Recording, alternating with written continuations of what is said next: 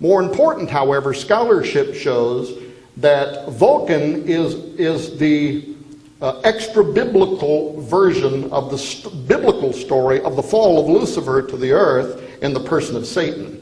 And most scholars in this field tell us Vulcan, Satan, same identity. The biblical devil is the Masonic Vulcan. So, if the number 77, on September 11, 2001, therefore pointed to revenge upon the United States by the royal bloodline descendants of Lamech, then they were following in the footsteps of Tubal-Cain indeed, releasing the seething energies of Lucifer and the strength of Vulcan or Satan, to whom human sacrifices have to be made. Why? Because movement through the Twin Towers was necessary now to initiate the culmination of the new Atlantis or the New World Order. Now, of course, let me jump forward. Some believe that there has been an occult hand operating in the United States towards a New World Order long before 9/11. For more than 200 years, in fact.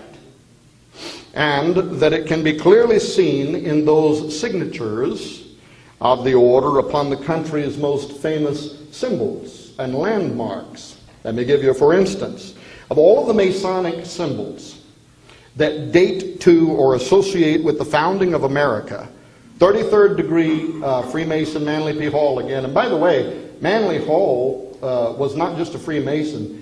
I forget how many thousands of volumes he wrote, hundreds of volumes, how many thousands of lectures he gave, and was considered and is considered probably the greatest philosopher in Freemasonry that ever lived. So here was a man who was qualified to say what he did, and he viewed the Great Seal of the United States of America as the highest signature of occult planning by Freemasons.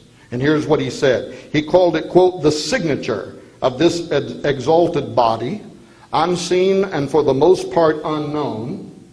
And then he went on to say the unfinished pyramid upon its reverse side is a trestle board, setting forth symbolically the task to the accomplishment of which the United States government was dedicated from the day of its inception, end quote. Besides Manly Hall, late scholars who recognize the occult symbolism on the Great Seal as pointing to potentially Hall's secret destiny of America included Rhodes scholar James H. Billington, Harvard professor Charles Eliot Norton, who actually described it as hardly other than an emblem of a Masonic fraternity. How's that for a description of the Great Seal of the United States?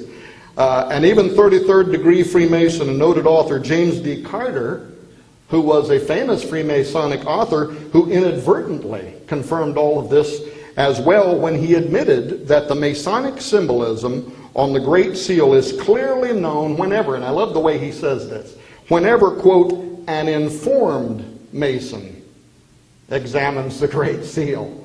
I guess that's the difference between a lower degree and a higher degree. And yet for all of the volumes, folks, that was written in the early years about the arcane meaning behind the obvious symbols on the Great Seal of the United States, it was not until the 1930s, and this perhaps by providence, that the significance of the Great Seal of the United States started finding its defining moments. This happened when occult-minded 32nd degree Freemason Henry Wallace, remember him? The Secretary of Agriculture for the United States in 1934, became intrigued with the meaning behind the Great Seal. Now, Wallace had been a disciple of Agni Yogi Society founder and theosophist Nicholas Roerich, whose devotion to mysticism back then all broiled around their belief within this occult society that we were on the verge, or at least their generation would set in motion the movement towards a mystical earthly order that would even have, and here's where transhumanism may come in, that would even have a new breed of people unlike you and I. All of that came to light when Wallace ran as vice president in the 1940 presidential election, and somehow the Republicans got their hands on a series of letters that had been written by Wallace to Nicholas Roerich in the 1930s, addressing him as Dear Guru, and talking about the anticipation that he felt for the breaking of the new day. That was this time when this mythical kingdom was going to arrive on earth. Well, the Democrats barely kept that information from the public, and Wallace went on to become the 33rd Vice President of the United States under the 32nd President of the United States, Franklin D. Roosevelt, himself a 32nd degree Freemason with an equal thirst for mysticism.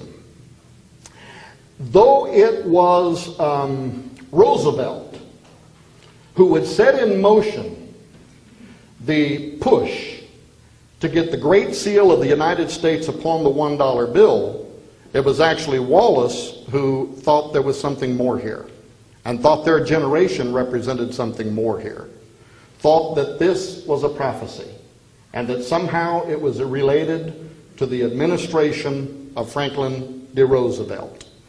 And in fact, what's now known is that Wallace, they viewed the Great Seal as a prophecy of this New World Order, but they saw the eye hovering above this unfinished pyramid as a Masonic symbol of the grand architect of the universe. And that the kingdom they were trying to build could only go forward when the grand architect of the universe returned, and this would be fitted atop the unfinished pyramid, and then we would have the New World Order. Well, what's now known is that they were actually trying to bring this Messiah forward. Some of this is a little bit almost off the wall here, meaning, well, let me tell you what Wallace wrote in his memoirs. Am I mesmerizing you? Wake up. Look, you had enough time earlier to get up and get some blood stimulating through the gluteus maximus. You can at least make it 30 more minutes through my lecture. Amen. If not, maybe wiggle a little bit. Here's what Wallace wrote. It will take a more definite recognition. This is in his memoirs. It's kind of spooky when you think we have people like this running our government, isn't it? It will take a more definite recognition of the grand architect of the universe before the apex stone, that is the capstone of the pyramid, is finally fitted into place. And this nation, in the full strength of its power, is in position to assume leadership among the nations in inaugurating the new order of the ages, end quote. Well, finding or making a more definite recognition, they were looking for him. In fact, both of these men, Roosevelt and Wallace, were fascinated with the idea of a new breed of people, new Atlanteans for the new Atlantis, similar to the contemporaneous exploration by Hitler for the Aryan Superman.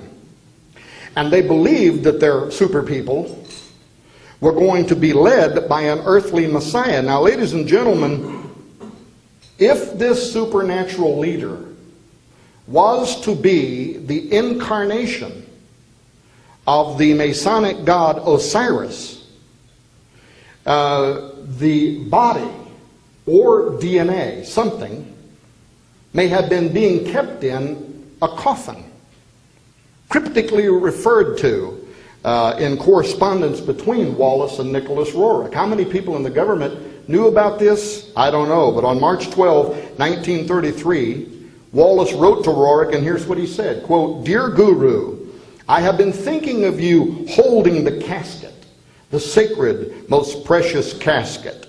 And I have thought of the new country going forward to meet the 7 stars under the sign of the 3 stars, end quote. Well, I go into this in my new book, explaining what that all means, the 7 stars, the 3 stars, and even the fact that there is some evidence that something may have even been removed from the Giza Plateau. Even Egypt's leading Dr. Zahi Hawass, if you remember in recent years, thought that he found the tomb of Osiris.